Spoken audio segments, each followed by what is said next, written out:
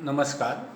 कला वाणिज्य विज्ञान महाविद्यालय पलूस बी.कॉम भाग 1च्या विद्यार्थ्यांचं आजच्या विमाशास्त्र या विषयाच्या ऑनलाईन लेक्चरमध्ये हार्दिक स्वागत. आपण सागरी विमा या संदर्भात चर्चा करत होतो आणि त्यामध्ये सागरी विमा म्हणजे काय, त्याची संकल्पना नेमकी काय आहे, अर्थ काय आहे, स्वरूप काय आहे या संदर्भात चर्चा केलेली आहे. त्याचबरोबर सागरी विम्याची वैशिष्ट्ये काय आहेत,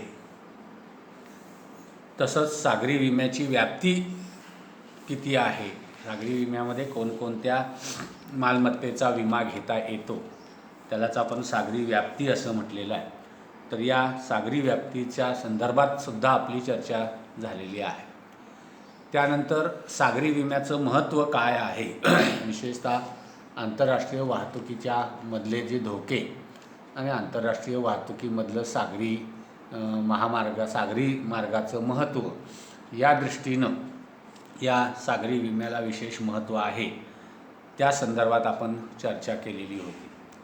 त्यानंतर सागरी विम्याची तत्त्वं कुठली आहेत, सागरी विम्याला कोणती तत्त्वं लागू होतात, त्याच्या संदर्भातही आपली चर्चा झालेली आहे.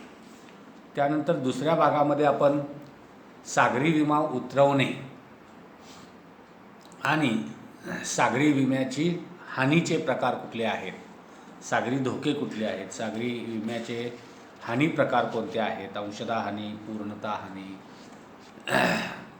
या संदर्भात आपण चर्चा केलेली आहे. त्याचबरोबर आपण पुढच्या भागामध्ये या सागरी विम्याचे प्रकार कोणकोणते आहेत, तसंच सागरी विमा आणि अग्निविमा याच्यामध्ये नेमका फरक काय आहे याच्या संदर्भातही चर्चा केलेली आहे. आजच्या लेक्चरमध्ये आपण सागरी विमा काढल्यानंतर जे विमापत्र आपल्याला मिळतं त्या विमापत्रातील अटी कोणत्या आहेत किंवा त्या विमापत्रामध्ये कोणती कलमं असतात. अर्थात आपल्याला माहीत आहे की सागरी विम्याचा जो फॉर्म आहे तो काय छापील स्वरूपाचा असत नाही, त्यामुळे सर्वच सागरी विम्याच्या प्रस्तावामध्ये सारखीच कलमं असतील असं नाही, परंतु बहुतांशी सागरी विम्यापत्रामध्ये जी कलमं असतात त्या अटी असतात, त्या कलमांचा अटींचा विचार आपण आजच्या लेक्चरमध्ये करणार आहोत. विशेषतः सागरी विम्याचं एकूणच स्वरूप जर बघितलं आपण तर अत्यंत गुंतागुंतीचं स्वरूप आहे. विशेषतः नुकसान भरपाईच्या संदर्भामध्ये अनेक गुंतागुंतीचे प्रश्न निर्माण होतात. सागरी धोक्याची व्याप्ती बघितली तर ती व्याप्ती फार मोठी आहे आणि त्यामुळं या सागरी धोक्यामुळे झालेली हानी, झालेली नुकसान भरपाई या गोष्टी या अटीवर अवलंबून असतात. सागरी विम्यात ज्या लेखी अटी आपण लिहिलेल्या असतात त्यालाच सागरी विम्याच्या अटी किंवा सागरी विम्याची कलमं असं म्हटलेलं आहे. तर या सागरी विमापत्राच्या मध्ये ज्या अटी लिखित स्वरूपामध्ये असतात त्या कोणत्या स्वरूपाच्या असतात त्या संदर्भात आपण आजच्या लेक्चरला चर्चा करणार आहोत. तर त्या दृष्टीनं सागरी विम्यामधली पहिली अट आहे त्याला नाव कलम असं म्हटलेलं आहे. आता नाव कलम याचा अर्थ सरळ आहे की ज्या विमा उतरवणारा व्यक्ती आहे त्या विमेदाराचं पूर्ण नाव या अटीमध्ये लिहिलं जातं. त्याचबरोबर त्याचा पत्ता, त्याचा व्यवसाय, त्यानंतर त्यामध्ये विमेदाराचा प्रतिनिधी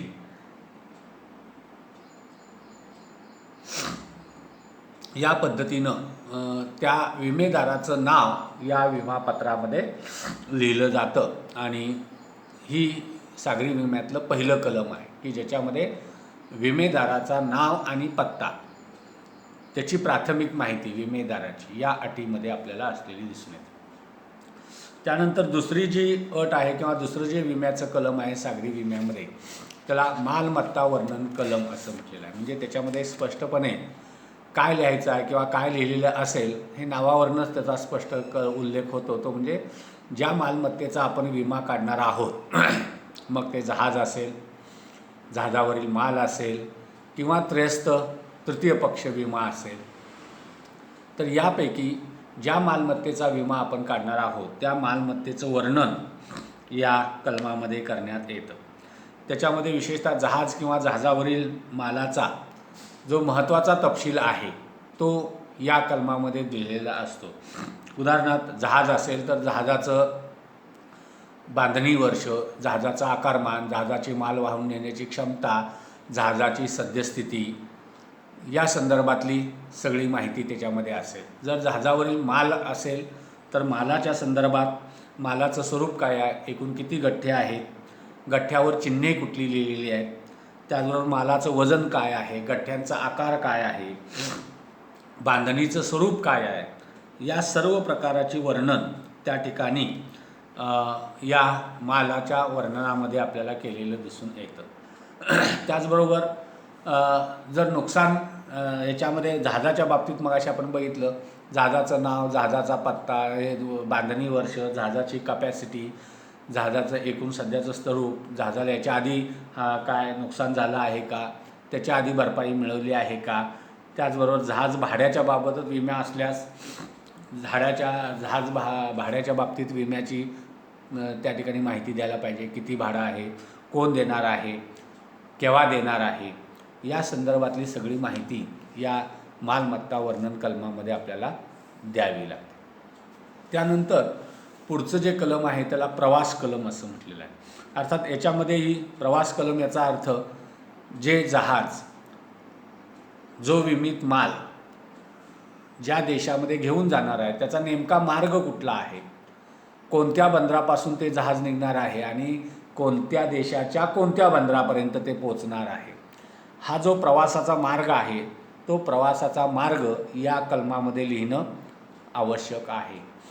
या कलमाचं वैशिष्ट्य म्हणजे जो मार्ग तुम्ही या कलमामध्ये लिहिलेला असेल जहाजाच्या प्रवासाचा, त्याच मार्गानं ते जहाज वाहतूक करणं अत्यावश्यक आहे. जर जहाजानं कारण नसताना आपला मार्ग बदलला आणि त्या काळात जर हानी झाली तर अशी हानी भरून देण्यास विमा कंपनी जबाबदार असत नाही. त्याचबरोबर या प्रवास कलमामध्ये हे जहाज प्रवासात असताना कोणकोणत्या बंदरावर ते थांबणार आहे त्या बंदरांची नावंसुद्धा, त्याचबरोबर ते किती काळ त्या बंदरावर थांबणार आहे या संदर्भातसुद्धा माहिती या प्रवास कलमामध्ये द्यायला पाहिजे. त्याचबरोबर अशा बंदरावर जहाजं थांबवत असताना त्या बंदराची लेखी परवानगी घ्यायला पाहिजे. आम्ही या ठिकाणी थांबणार आहोत आणि तशी त्याला थांबण्याची परवानगी त्या ठिकाणी त्या बंदराच्या अधिकाऱ्यांनी द्यायला पाहिजे, तरच त्याच्या बंदराचं नाव त्याच्यामध्ये येईल. अर्थात त्याच्यामध्ये एक अपवाद आहे की एखाद्या संकट काळामध्ये जर परिस्थिती निर्माण झाली तर तुम्ही जहाजाचा मार्ग बदलू शकता. त्याचबरोबर संकटकाळ परिस्थितीमध्ये एखाद्या बंदराचं नाव तुमच्या थांबण्याच्या ठिकाणामध्ये नसलं तरीसुद्धा तुम्ही अशा बंदरावर थांबवू शकता. पण अशा वेळेला ही परिस्थिती त्या ठिकाणी निर्माण झालेली असली पाहिजे आणि त्यामुळं अशा परिस्थितीशिवाय इतर परिस्थितीमध्ये म्हणजे सामान्य परिस्थितीमध्ये जहाजानं या प्रवास कलमामध्ये आपला जो मार्ग दिलेला आहे प्रवासाचा त्या मार्गानंच ते जहाज गेलं पाहिजे. अन्यथा जर विनाकारण जहाजानं मार्ग बदलला तर त्याला आणि त्या काळात जर मालमत्तेचं नुकसान झालं किंवा जहाजाचं नुकसान झालं तर असं नुकसान विमा कंपनी भरून देण्यास तयार होत नाही. त्यानंतर पुढचं कलम आहे त्याला जहाज कलम असं म्हटलेलं आहे की नावच जहाज कलम आहे, त्यामुळं सागरी प्रवासामध्ये विमित माल ज्या जहाजाच्या माध्यमातून प्रवास करणार आहे त्या जहाजाचं नाव त्या ठिकाणी नमूद करावं लागतं. त्याचबरोबर जहाजावरील मालाचा विमा असल्यास हे कलम विमापत्रामध्ये असतं. मालाचा विमा काढताना जहाजाचं नाव लिहिलं नाही तरी चालतं. अनेक वेळेला असं होऊ शकतं की कुठल्या जहाजानं माल पाठवायचा हे निश्चित नसतं आणि अशा वेळेला मग त्या मालाचा विमा काढताना जहाजाचं नाव निश्चित नसल्यामुळं त्याच्यामध्ये जहाजाचं नाव नाही लिहिलं तरी चालतं.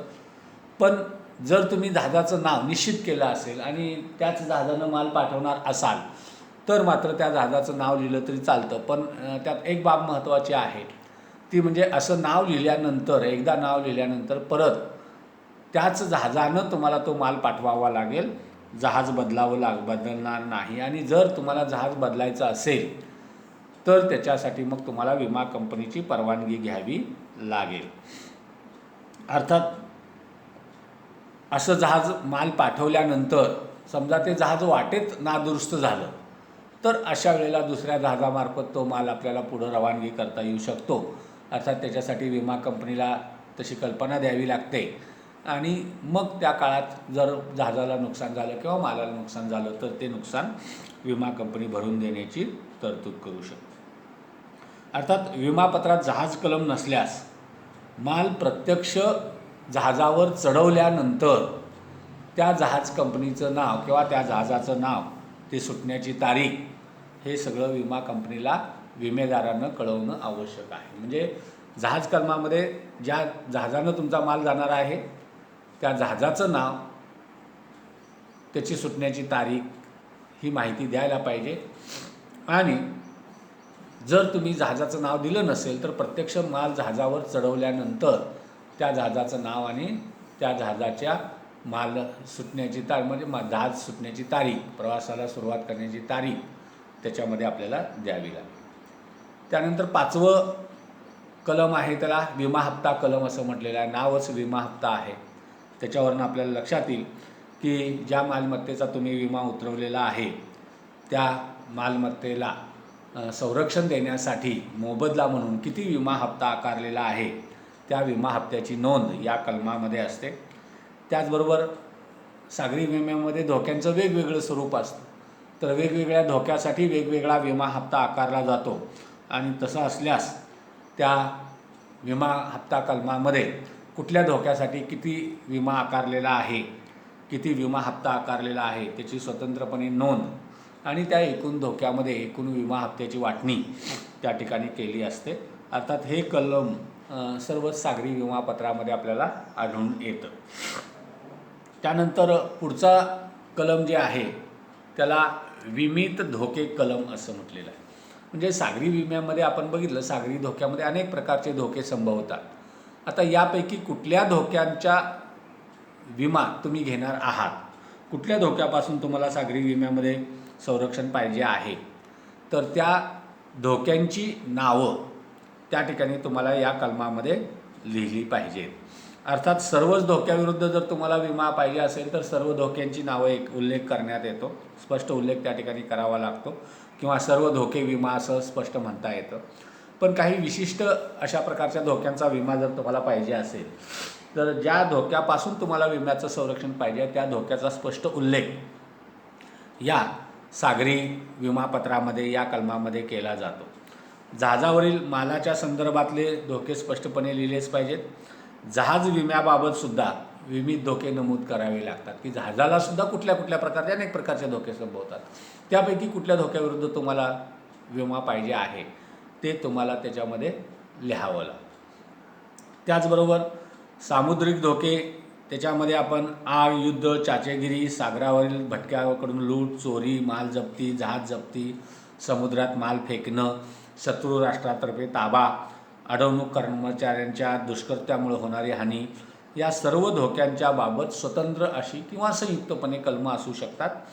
तर त्याच्यामध्ये ज्या कलमाविरुद्ध तुम्हाला धोक्याविरुद्ध तुम्हाला जर विमा पाहिजे असेल तर त्या धोक्याचं स्पष्ट नाव त्या ठिकाणी तुम्ही लिहिलं पाहिजे. आणि तुमच्या मालमत्तेला जर नुकसान झालं तर त्या नुकसानीचं कारण हे या विमित धोके कलमामध्ये लिहिलेलं जे कारण आहे तेच कारण त्याच्यामध्ये असलं पाहिजे, तरच तुम्हाला त्याची नुकसान भरपाई मिळेल. म्हणजे दुसऱ्या धोक्यापासून, ज्या धोक्याचा समावेश तुमच्या विमापत्रात नाही किंवा या विमा धोके कलमामध्ये नाही, त्यामुळं जर तुमच्या मालमत्तेला, जहाजाला हानी झाली असेल तर अशी हानी भरून मिळत नाही. त्यानंतर पुढचं जे कलम आहे त्याला आपण मूल्य कलम असं म्हटलेलं आहे. आता मूल्य कलम याचा अर्थ काय आहे, तर या कलमामध्ये विमित मालमत्तेचं मूल्य नमूद करण्यात येतं की जी मालमत्ता तुम्ही विमा काढलेला आहे त्या मालमत्तेचं नेमकं मूल्य काय आहे.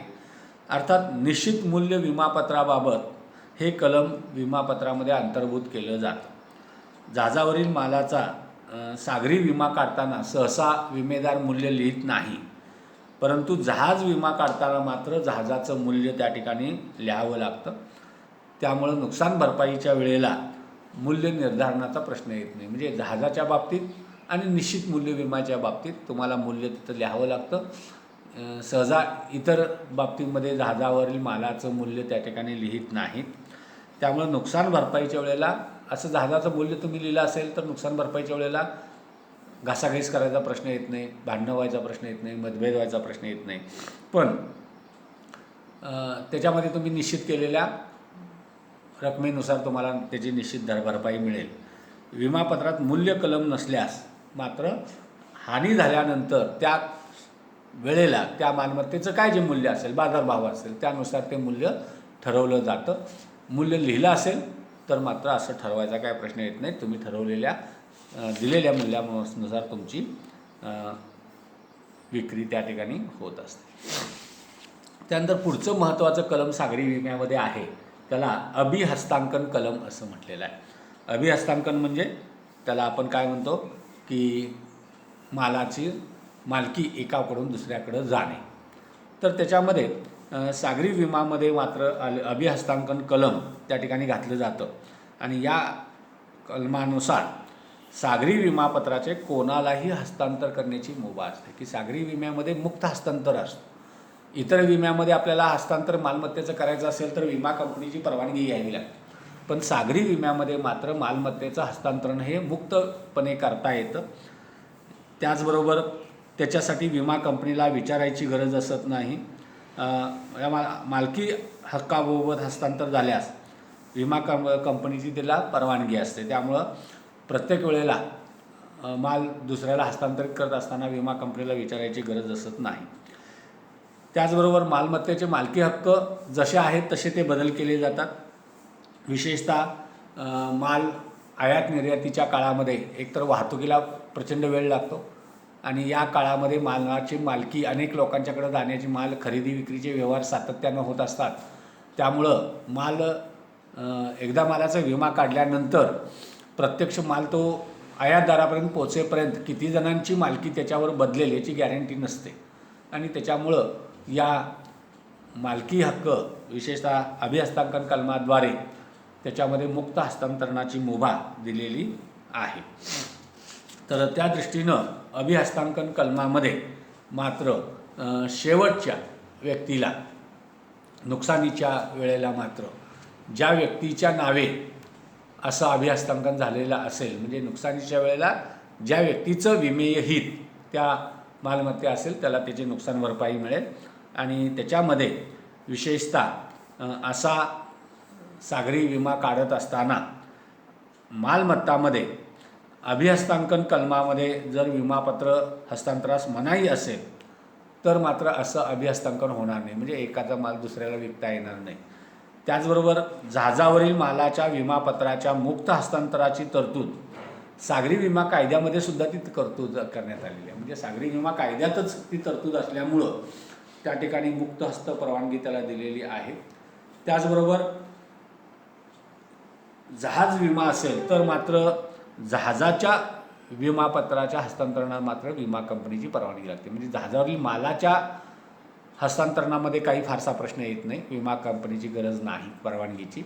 परंतु जहाजाचं जर तुम्हाला जहाजच विकायचं आहे तर अशा वेळेला मात्र जहाजाच्या अभिहस्तांकनामध्ये विमा कंपनीची तुम्हाला परवानगी घ्यावी लागेल. आता हे अभिहस्तांकन कसं करण्यात येतं तर हे अभिहस्तांकन विमापत्र जे आहे आपलं, त्या विमापत्राच्या शेवटी असं विमापत्राचं अभिहस्तांकन करण्यासाठी स्वतंत्र अशी जागा असते. त्या जागेमध्ये ज्याला तुम्हाला विमापत्र हस्तांतरित करायचं आहे त्या व्यक्तीचं नाव लिहून तुम्ही जर त्याच्याखाली सही केली तर त्या ठिकाणी त्या विमापत्राचं अभिहस्तांकन झालं असं म्हटलं जातं. आणि त्यामुळं पृष्ठांकनाद्वारे त्या ठिकाणी अशा नव्या खरेदीदाराचं नाव त्या विमापत्रामध्ये घातलं जातं आणि विशेष पृष्ठांकन त्या ठिकाणी करता येतं. विमेदार नुसती सही करूनसुद्धा कोरं पृष्ठांकन करू शकतो. साधारणपणे सोयीसाठी कोरं हस्तांकन करण्याची पद्धत आहे. म्हणजे कोणाकडं ज्या व्यक्तीचं नाव जाईल त्या व्यक्तीचं नाव त्या विमापत्रामध्ये ज्या वेळेला नुकसान भरपाई होईल त्यावेळेला ते लिहिलं जातं. तोपर्यंत हे हस्तांतरण असंच कोरं त्या ठिकाणी ठेवलं जातं. त्यानंतर संबंधित खरेदीदार ते विमापत्र विमा मालकी हक्कापत्रासह बँकेकडून मिळवतो. अर्थात त्यासाठी खरेदीदार बँकेत किंमत आणि खर्चापोटी ठरलेली रक्कम असेल ती रक्कम त्याला बँकेत भरावी लागते आणि असं खरेदी पत्र किंवा या मालमत्तेचं कागदपत्र तो बँकेकडून त्या ठिकाणी मिळू शकतो. तर या पद्धतीनं जे कलम आहे त्याला अभिहस्तांकन कलम असं म्हटलेलं आहे. म्हणजे मालमत्तेची खरेदी विक्री झाल्यानंतर मालाची मालकी त्या संबंधित व्यक्तीला द्यायचं कलम आहे. आणि ही मालकी पृष्ठांकन करून विमापत्राच्या शेवटी जी जागा असते त्या जागेमध्ये ज्याच्या नावावर विमापत्र आहे तो व्यक्ती सही करून आणि ज्या व्यक्तीला जर द्यायचं असेल तर त्या व्यक्तीचं नाव तिथं लिहायचं असेल तर नाव लिहून असं पृष्ठांकन करू शकतो. त्यानंतर पुढचं कलम आहे त्याला सरासरी कलम असं म्हटलेलं आहे. सर्व सागरी विम्यामध्ये हे सरासरी कलम आहे. आणि सरासरी कलम याचा अर्थ आपण बघितलेला आहे की जहाजास किंवा जहाजावरील मालास संपूर्ण हानी किंवा आंशिक हानी होण्याची शक्यता असते. त्याच्यामध्ये आपण 2 हानीचे प्रकार बघितलेले आहेत, संपूर्ण हानी, आंशिक हानी. तर त्याच्यामध्ये सर्वसाधारण आंशिक हानी याच्यामध्ये ज्या वेळेला सरासरी कलमामध्ये संपूर्ण हानी आणि आंशिक हानीबाबत स्पष्ट तरतूद करण्यात आलेली असतात. संपूर्ण हानीसह, सर्व सरासरी आंशिक हानीसह, सर्वसाधारण आंशिक हानीसह आणि मुक्त असा शब्द त्या ठिकाणी वापरण्यात येतो.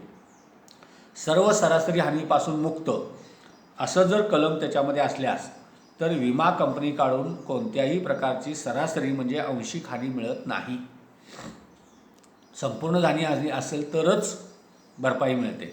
अशा रीतीने सरासरी कलमानुसार विमा कंपनी हानी भरून देण्याची जबाबदारी स्वीकारते. म्हणजे सरासरी कलमामध्ये तुम्ही ज्या प्रकारच्या हानीची त्या ठिकाणी तरतूद केलेली आहे तर त्याच्यामध्ये संपूर्ण हानी झाली तरच तुम्हाला विमा कंपनी विमा भरपाई करून देईल. आणि त्यामुळं या कलमामध्ये तुम्हाला आंशिक हानी आणि संपूर्ण हानी याच्या संदर्भात स्पष्ट तरतूद करावी लागेल आणि त्यानुसार तुम्हाला त्याच्यामध्ये भरपाई मिळू शकेल. त्यानंतर शेवटचं कलम या आजच्या लेक्चरमधलं आहे ते आहे अधिकचे धोके कलम. म्हणजे सर्वसाधारण धोक्याशिवाय सागरी विम्यामध्ये जर तुम्हाला आणखी काही अधिकचे धोक्याच्या विरोधात पैसे संरक्षण पाहिजे असेल तर त्या धोक्यांचा स्पष्ट उल्लेख तुम्हाला या कलमामध्ये करावा लागतो. अर्थात त्याच्यासाठी जादा विमा हप्ता तुम्हाला द्यावा लागतो. उदाहरणार्थ जर युद्ध धोका असेल, 2 देशामध्ये युद्ध चाललं असेल तर अशा वेळेला जहाजाला संरक्षण मिळणं किंवा अशा ठिकाणाहून जहाज नेणं धोक्याचं असतं. अशा वेळेला विमा कंपनीकडून अशा अधिकच्या धोक्याविरोधात तुम्हाला विमा संरक्षण मिळतं. अर्थात असा धोका विमापत्रामध्ये नमूद करावा लागतो आणि त्याच्यासाठी आवश्यक असणारा जादा विमा हप्तासुद्धा विमेदाराला द्यावा लागतो. तर या पद्धतीनं सागरी विमापत्रामध्ये जे काही कलमं आहेत, ज्या अटी आहेत, त्या अटीच्या संदर्भात आपण आजच्या लेक्चरला चर्चा करत आहोत. आत्तापर्यंत आपण 10 अटींचा विचार केलेला आहे. पुढच्या लेक्चरला आपण राहिलेल्या ज्या अटी आहेत सागरी विमापत्रामध्ये त्या अटी कोणत्या आहेत त्याचा विचार करणार आहोत. अर्थात एक बाब निश्चित आहे की सागरी विमापत्रामध्ये ज्या अटी आहेत त्या अटी सर्व विमेदारांना वाचल्या पाहिजेत, त्या जाणून घेतल्या पाहिजेत आणि त्या अटीचं स्वरूप नेमकं काय आहे हे त्यांना स्पष्ट करून घ्यायला पाहिजे. कारण जर एकदा अशा अटी स्वीकारल्या की नंतर नुकसान भरपाईच्या वेळेला मला ही अट माहीत नव्हती किंवा मला ही अट मान्य नव्हती असं म्हणून चालत नाही. तर त्या दृष्टीनं या अटीच्या बाबतीत विमेधारकानं नेहमी जागरूक असलं पाहिजे आणि त्या वाचूनच त्याच्यावर सही केली पाहिजे. तर या ठिकाणी आपण थांबूया. सर्वांनी घरी राहा, सुरक्षित राहा. धन्यवाद.